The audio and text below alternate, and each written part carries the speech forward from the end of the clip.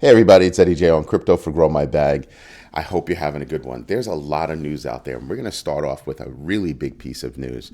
Apparently, there was a hacker that exploited, and it's still being reported, that exploited code base for Doge and brought down 69% of their nodes.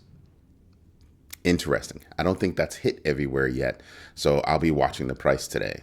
I'm expecting it to take a dip and then come back up. You know what I mean? Just saying. But that's actually a very big deal. We should be paying attention to what hackers are doing because it was a hack. Excuse me, it wasn't a hack to steal, it was a hack to hurt. See what I mean? So that's kind of a big deal. Then you have Grayscale launching several different trusts for various coins, including Lido and Optimism. Very interesting. The reason why I say so is because there's so much interest in so many different altcoins. But if you pay attention to the altcoins that people are creating trust for, these are altcoins with utility. You know what I mean? They really are altcoins with utility.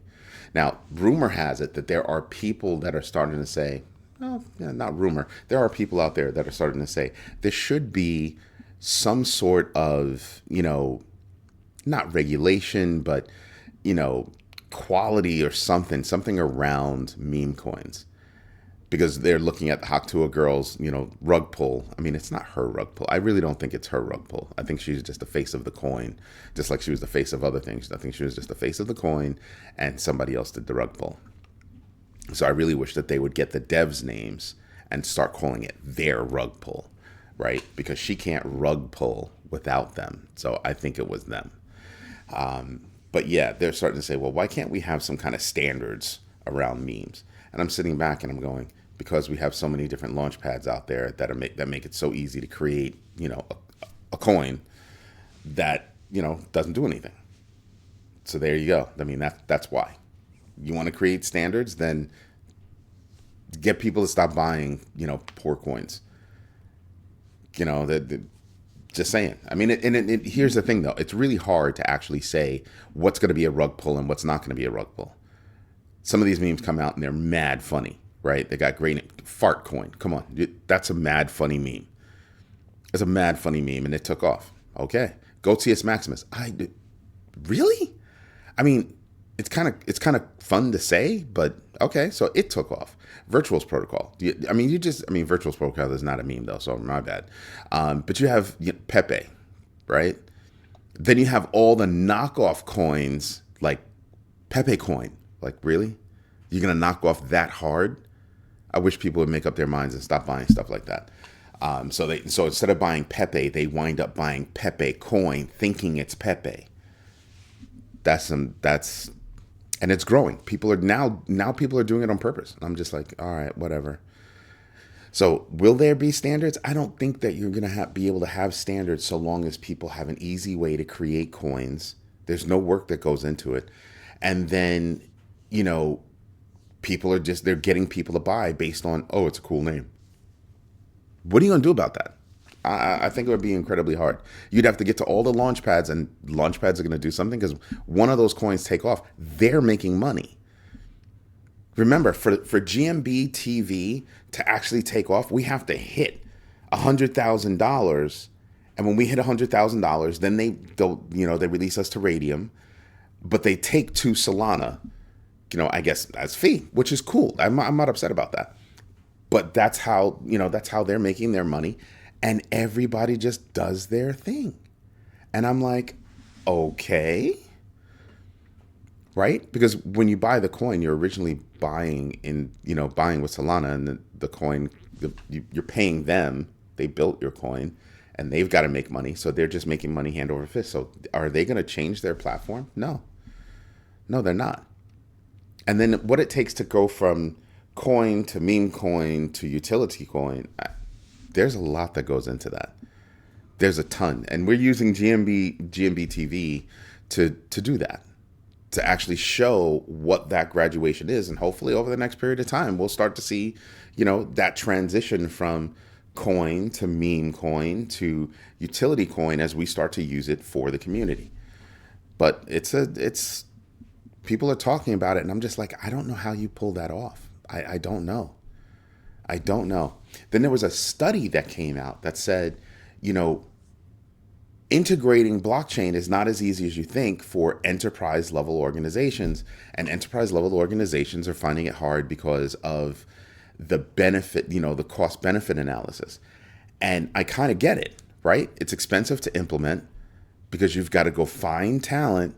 And if that talent exists, they've got a job and you've got to steal that talent, which means you've got to pay lovely for that talent.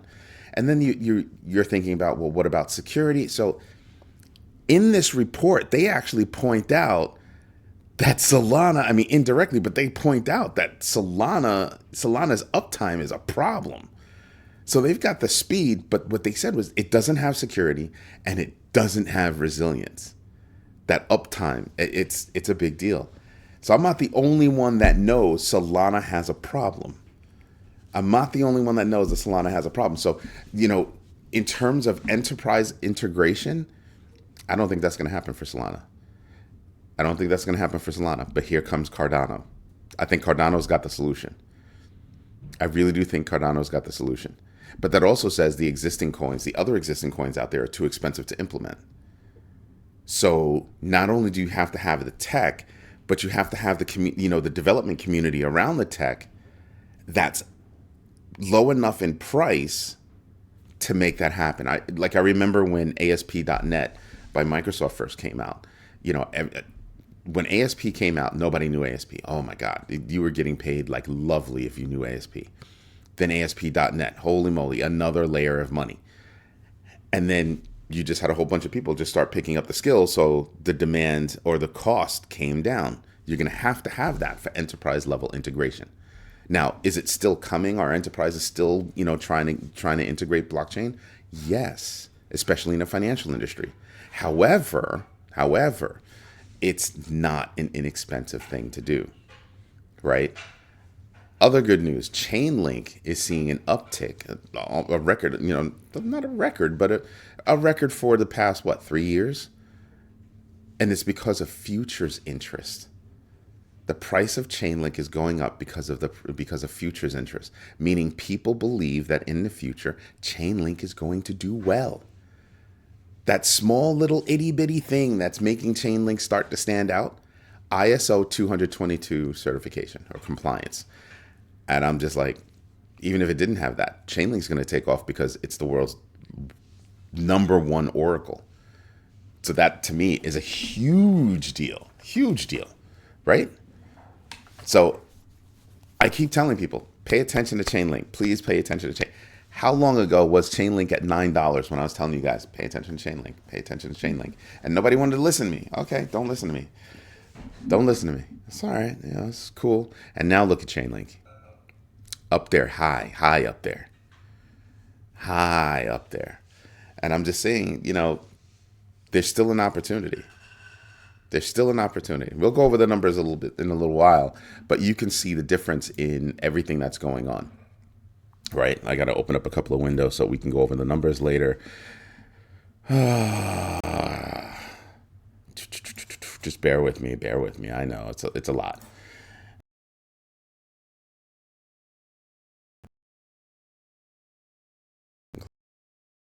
I can close this economic data in. All right, now let's get back to finishing the news before we get back to the numbers. And then we have Eigen Foundation.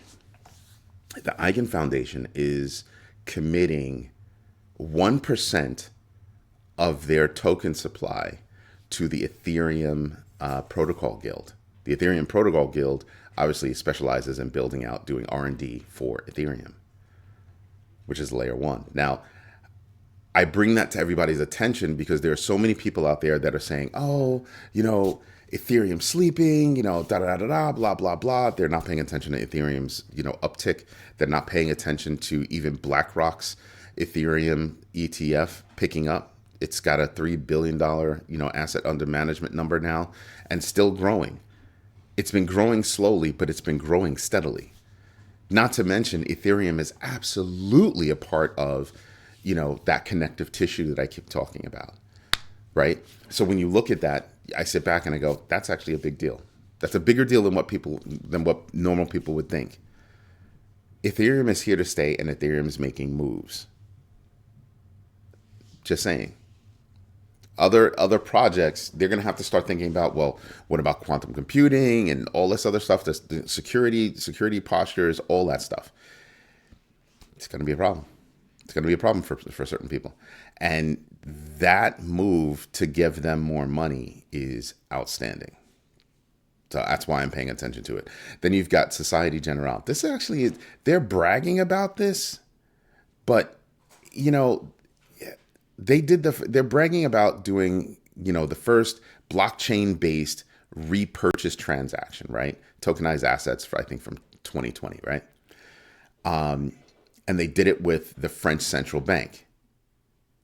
And now you're wondering, wait a minute, a CBDC. The first repurchase transaction using the French CBDC. Yeah.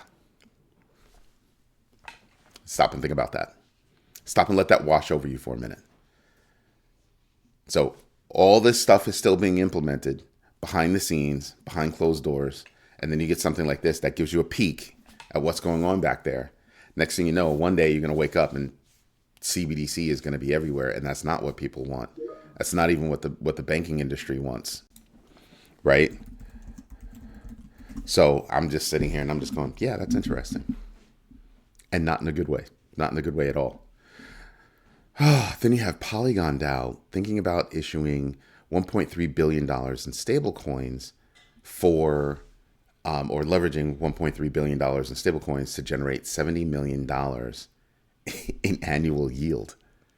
What? Yeah. $1.3 billion to get 70 million every year. Do the math. How long would that be? Meanwhile, think about this. Meanwhile, you still have access to that money, to that 1.3. And I'm just sitting here, I'm just going, wow, that would be like the smartest move.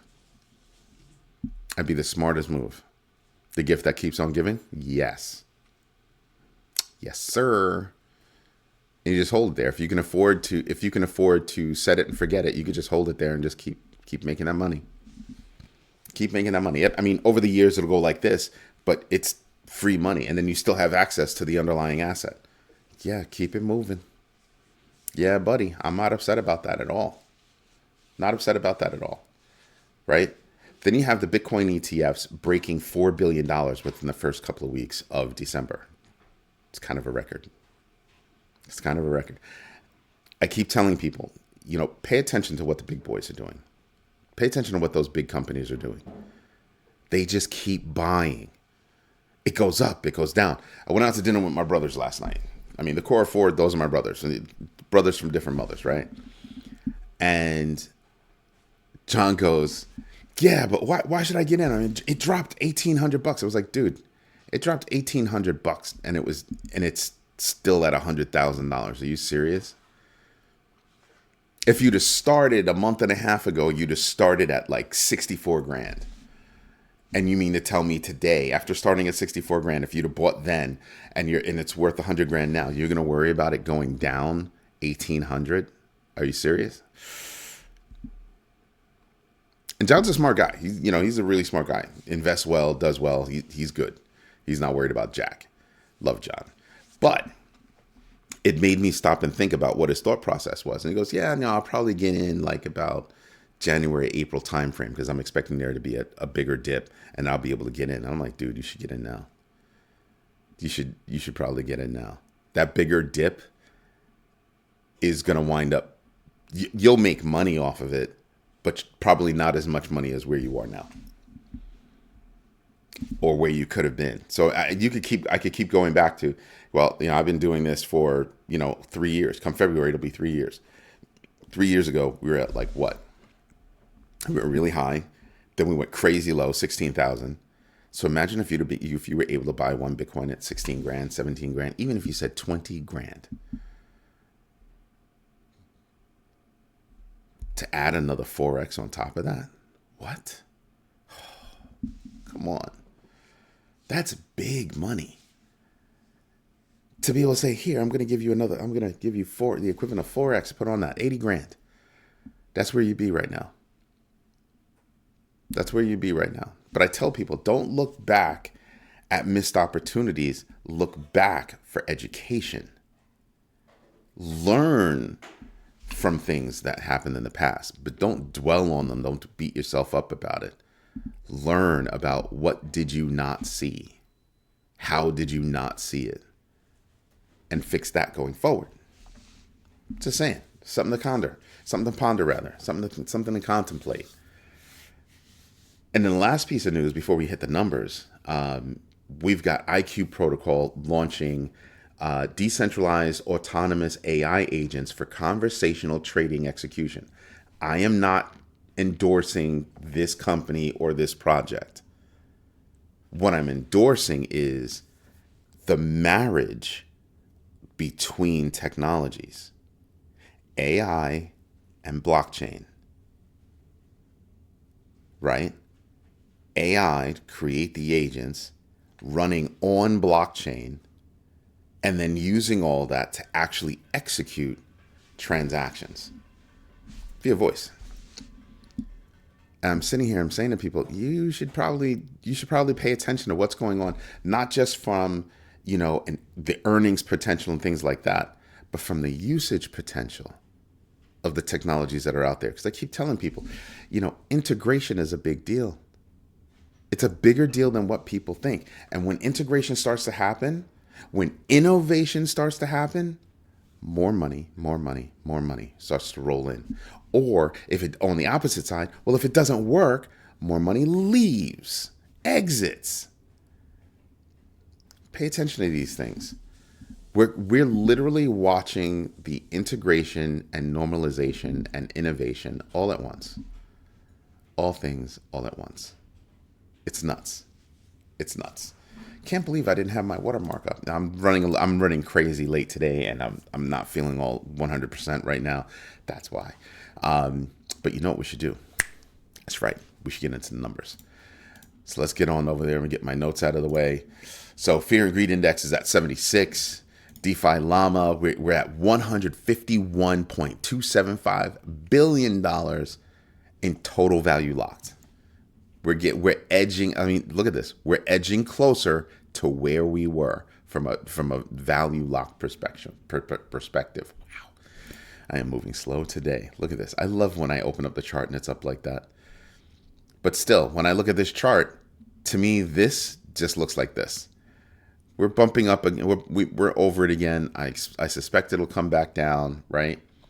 And we can zoom in and we can see this, right? You can see that right here, right? But I'm looking at this and I'm saying to myself, we're consolidating in this space. Look at that. Look at that tight space. 93,434 to 99,655. We're consolidating within that space. Right there. Dink. What happens every time we consolidate? What happens? Eventually we shoot up because you can only keep something down, but for so long. Compressed, but for so long before it has to explode up. And that's what's going to happen.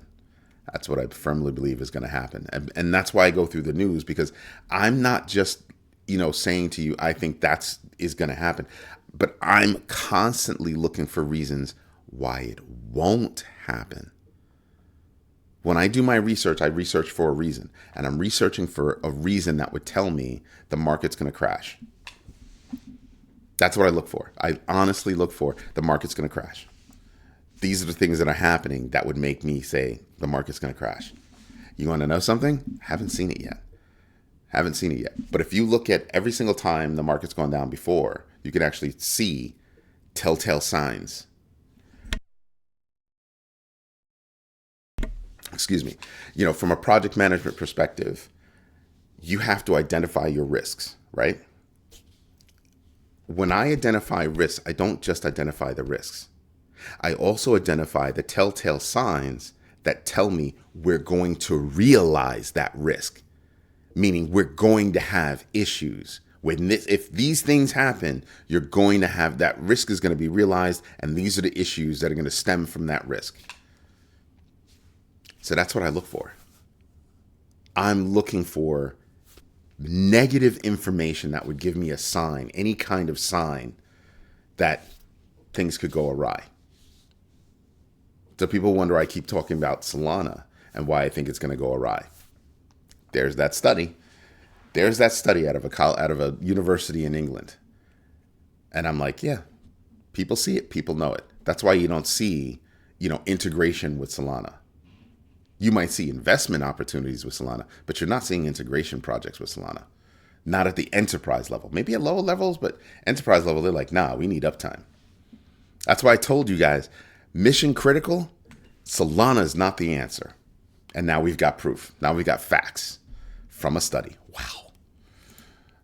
And then we have on the big board, this is why we use, when you look at this, you sit back and you go, wow, there's a lot of opportunity here. Yes, there is. Ethereum is still under 4,000.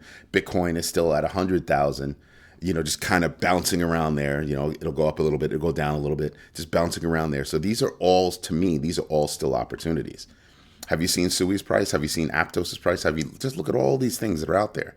So what do? We use the GMB crypto tracker to tell us this is what we're thinking. This is what we see. Magic Eden down another 11%. It's got a GMBX factor of 2.94. Mantra is down, but this is just profit taking. It's down 8.63%. It's got a GMBX factor of 0.17. That's just profit taking. Mantra is doing very well.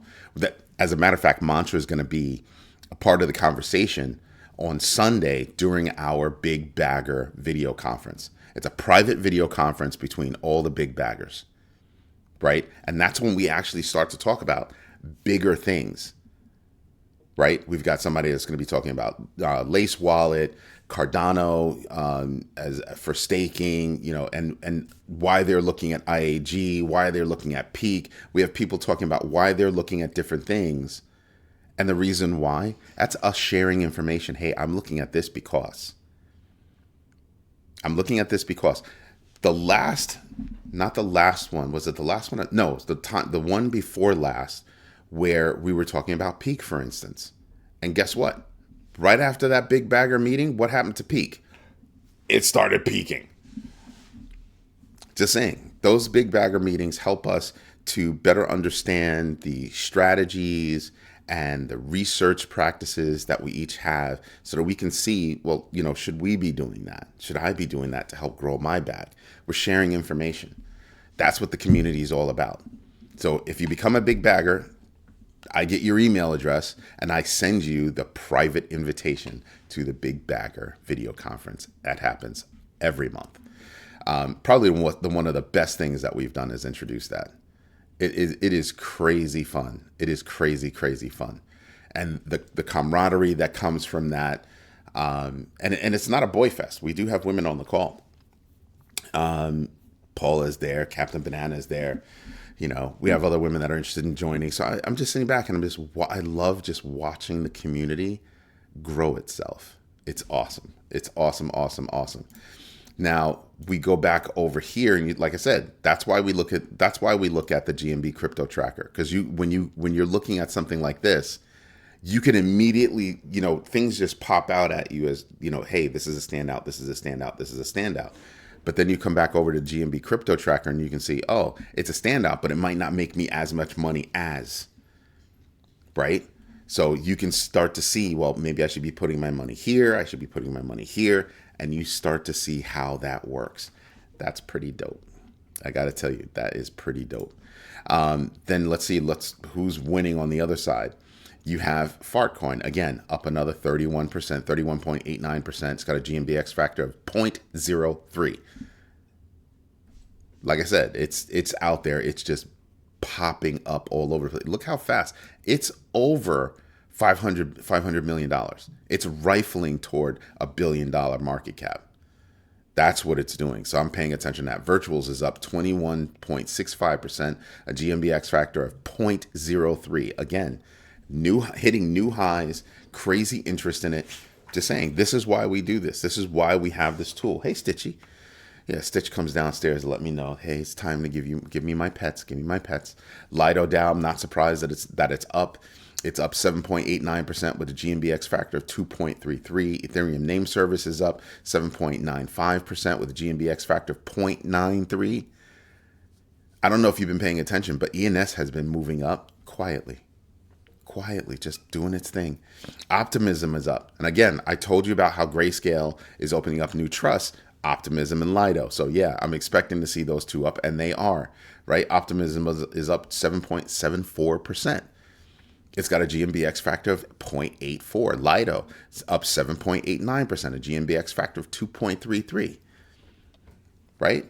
This is why I pay attention to this. This helps me put everything in perspective in terms of where I think my money should go to be able to earn me more money. Aptos up 5.56%, GMBX factor of 13.72. Holy moly. And Aptos is absolutely a part of the connective tissue. Just go look up how many